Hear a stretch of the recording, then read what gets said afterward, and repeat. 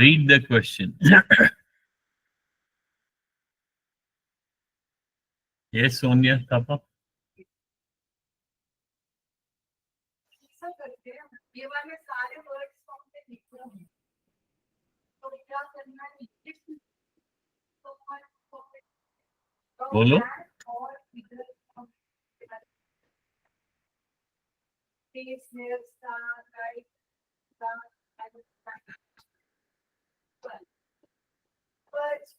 बता नहीं रही कुछ. अच्छा ये चलो तनुजा आप बताओ. Sir, 300 upon T. It is very simple. You have to find chairs at each table. Each. एक टेबल में कितने चेयर्स होंगे? टोटल 300 चेयर्स हैं. और कितने टेबल हैं? टेबल 3 है, सॉरी टी है. अगर ये variable, this T is your variable. Algebra में सिर्फ वेरिएबल्स होंगे और एक्सप्रेशंस होंगे. वेरिएबल क्या होता है? जिसका वैल्यू वेरी करे, चेंज करे. और हम ये जो लेटर्स हैं इनको हम अलजेब्रा में we consider them as numbers. So this is also a number. अगर ये टी नहीं होता, मैंने आपको बोला था I have 300 chairs and I have 10 tables and I have to distribute these chairs evenly. और फिर मैं पूछता हूँ how many chairs should I put at each table? Her table पे कितनी कुर्सियां रखूंगा मैं? तो टोटल चेयर्स 300 है. टेबल, ये टेबल है, इसके सामने मैंने चेयर रखनी है. तो टोटल चेयर्स 300 है, टेबल 10 है. सो हर टेबल पे 300 डिवाइडेड बाय टी, सॉरी 10. अब 10 के बदले यहाँ पे टी लिखा 300 upon T. हाँ. सो this is how you have to understand the question. First you have to understand. So यहाँ पे you have to write the expression. Expression is 300 upon T. So this is an expression. Expression क्या होता है? Expresses something. Express करना होता है बताना, कोई चीज स्पष्ट करना. To tell something, to explain something. So algebra is all about expressions and variables. और जिस एक्सप्रेशन में इक्वल का साइन है उस एक्सप्रेशन को हम इक्वेशन बोलते हैं. सो इसको क्या लिखूंगा मैं? 300 upon T. So upon T.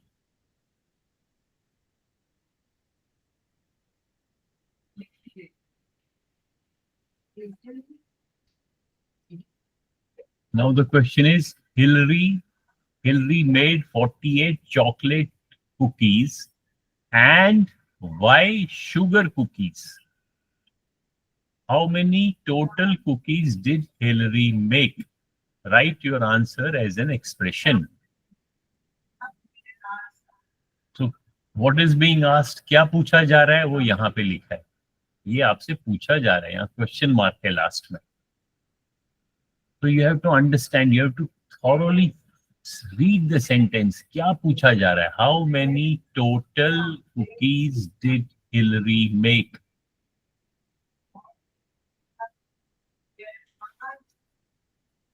Yes, Himanshu.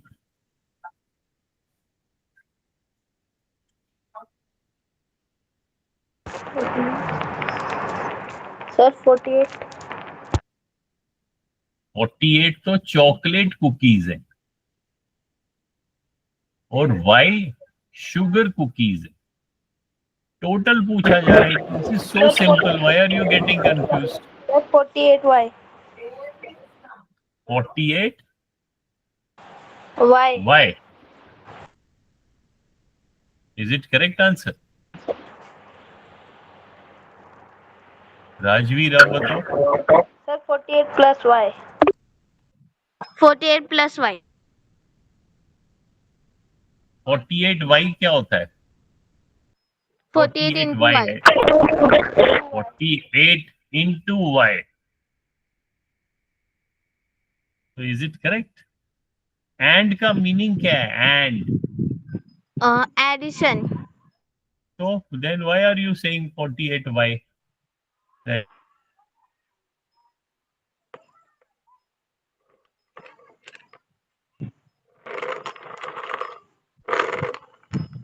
means पूछा जा रहा है, सो 48 प्लस y, ये एक्सप्रेशन बन गया. This is so simple.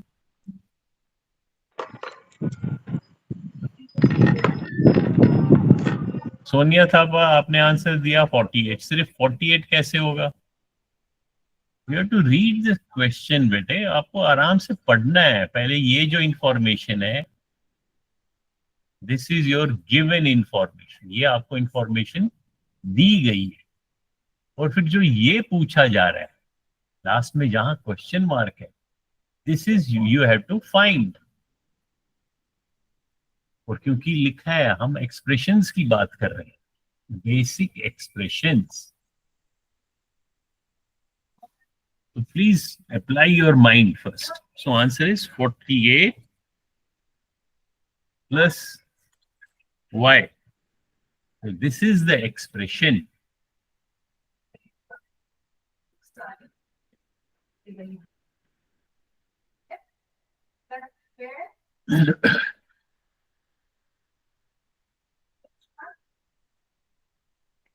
अब देखो क्या इंफॉर्मेशन दी है. You pack sandwiches for a mountain hike with your friends. Full stop.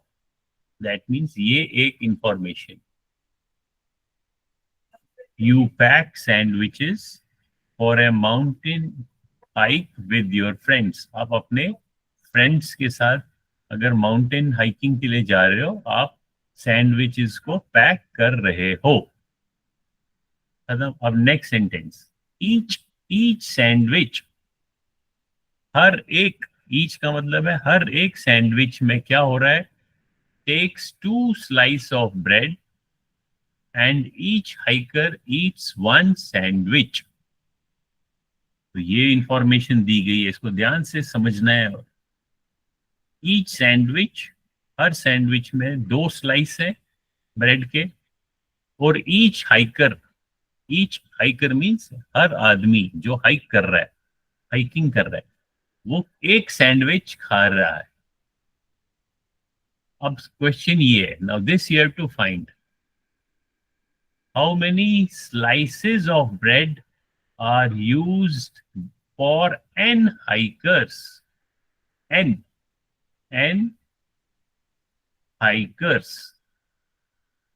Hikers मतलब जितने लोग हाइकिंग पे जा रहे हैं. तो कितने लोग गए? n नंबर, n एक नंबर है, n लोग हाइकिंग पे जा रहे हैं. और लास्ट में क्या पूछा जा रहा है? How many slices of bread are used for n hikers.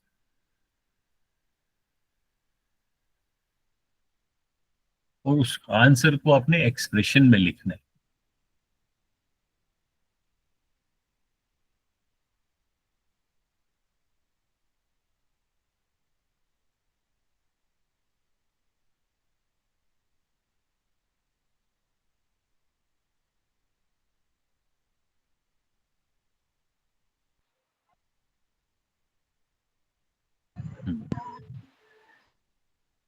बताओ हर्षल.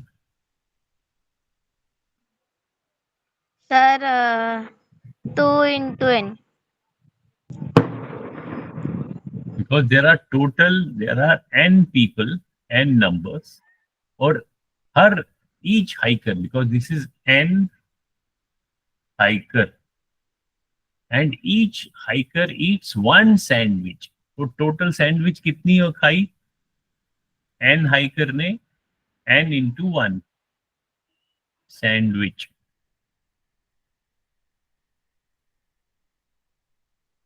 लेकिन आपसे पूछा क्या जा रहा है? How many slices.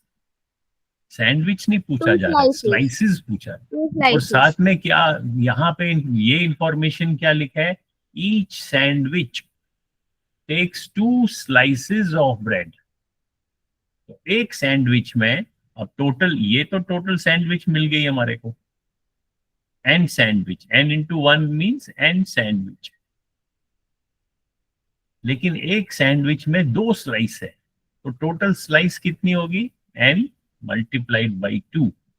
और एल्जेब्रा में इसको कैसे लिखते हैं, what is the proper method of writing? First we write the number constant and then we write the variable.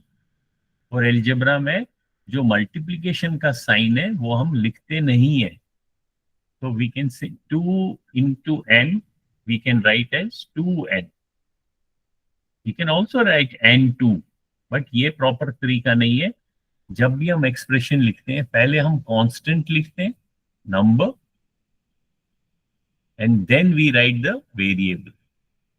So this will be 2n. So this is the right way of writing an expression. Okay. तो अभी यहाँ पे class and करते हैं। Next class में हम 9th class के लिए we will continue with algebra from 7:30 to 8, and from 8 to 8:30 we will do trigonometry.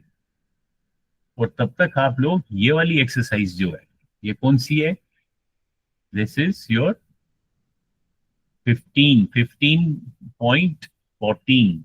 जो 15 है, जितनी भी 15 आप देखोगे वो सारी अलजेब्रा की होंगी, ठीक है। तो this 15 point basic expression word problem, this you should practice. इसमें 7 क्वेश्चंस हैं, 2-3 तो हमने कर लिए, और ये इसमें सिर्फ हमने तो एक ही किया। इसमें देखो there are 3 links, do this link, this link and this link, all the 3 links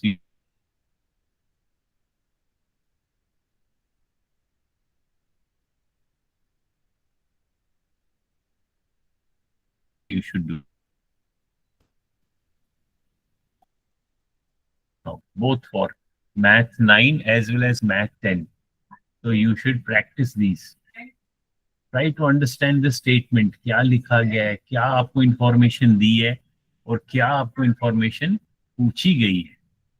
15.14 basic expression word problems, ठीक है। क्योंकि अलजेब्रा का फायदा ही यही है, हमारे we are able to solve different problems using the variable. Variable is an unknown number, उसका value we are trying to find. So try to do 15.14। ये मैं यहाँ पे लिख देता हूँ स्क्रीन में।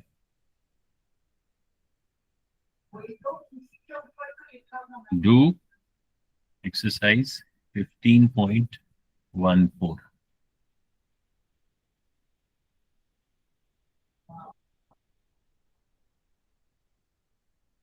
चलो फिर मैं इन छोटे छोटी what I will be doing is actually, क्योंकि इसमें नहीं तो आउटपुट नहीं निकलता है।